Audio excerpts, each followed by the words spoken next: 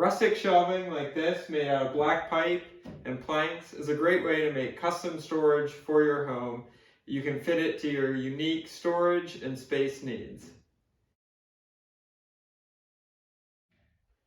Before you start building anything, you'll want to design your shelving.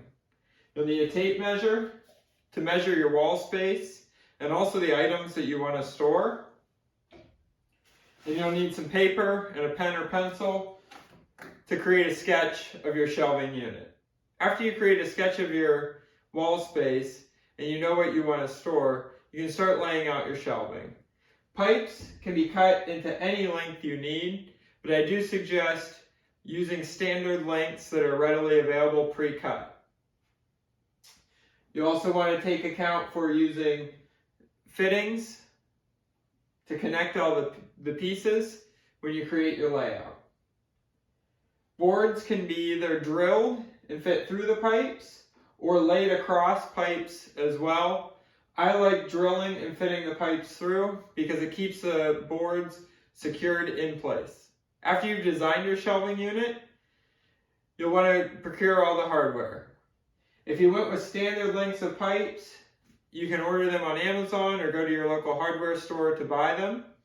And fittings, again, can be purchased either at Amazon or from your local hardware store. If you need specific lengths of pipe to fit your space, you'll need to go to your hardware store and get them cut. Just keep in mind, they don't love cutting pipe. It can be quite time consuming. If you need a lot of pieces, you might get a little pushback at the store. So try to stick with standard lengths if you can. You can see I've already got the shelf partially assembled. I've got 3 of these shelves already in place. I've got 2 more to go above this. To start off, I use floor flanges. These are 1/2-inch floor flanges. And I use felt pads that are self-adhesive.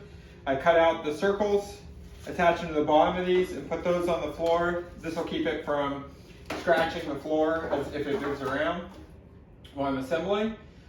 Next, you're going to take a length of pipe and attach it to the floor flange.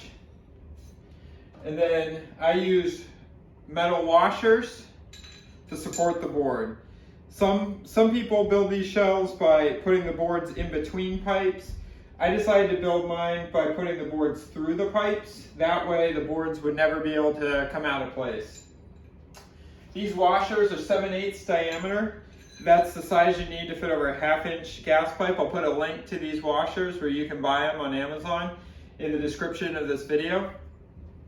And I'll put links to a lot of these other parts as well. A 7/8-inch spade bit is the right size to make holes for the gas pipe to fit through if you're using 1/2-inch gas pipe.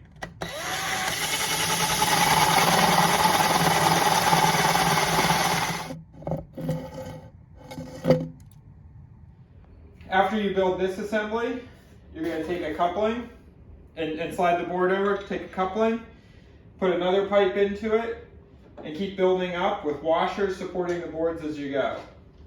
To tighten everything, you'll want 2 pipe wrenches, one to grab the pipe and one to grab the fitting or the pipe above. I have 2 pieces of rubber from a bicycle inner tube. You could use rags. I'm going to put those around the pipe when I'm tightening it just to keep from scratching the pipe. When I get to the top, I'll terminate with 1/2-inch caps just to smooth everything off and a short piece of pipe that'll go through the board on the outside. Now I want this shelf to be secure, so I'm going to attach it to the wall permanently with these assemblies. What these are will be a piece of pipe, a short length of pipe that'll screw in, a 90-degree elbow, another short length of pipe, and another floor flange. And then I will put holes in the wall and screws in to mount these with brackets to keep everything in place. That way the shelf can't tip over. I'm going to go ahead and show you how I do the rest.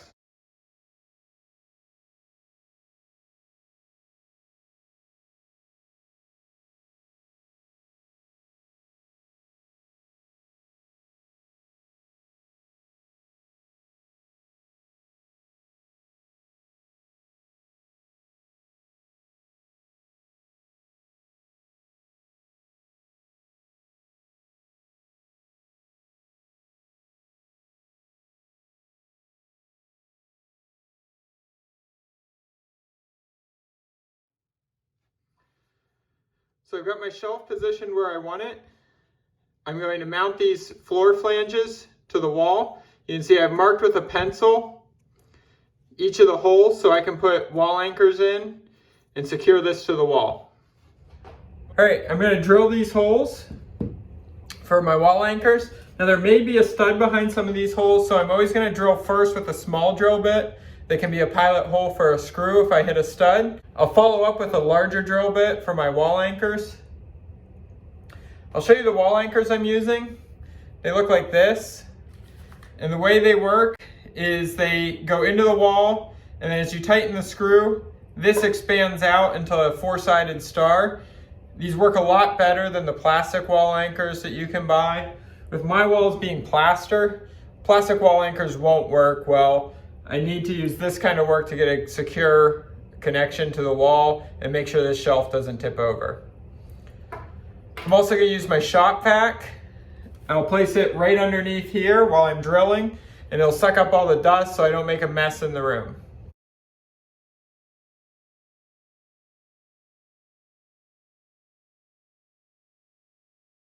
Now I've got to expand this star out inside the wall to make it secure. I'll use my cordless drill to run the screws in tight.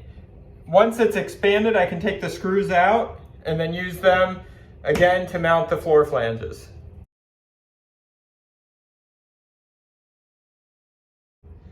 I put some countersink washers on the bolts for the wall anchors. That'll help the bolts fit into the countersinks in these floor flanges. And now I'll go ahead and mount all of the screws and attach the shelf to the wall.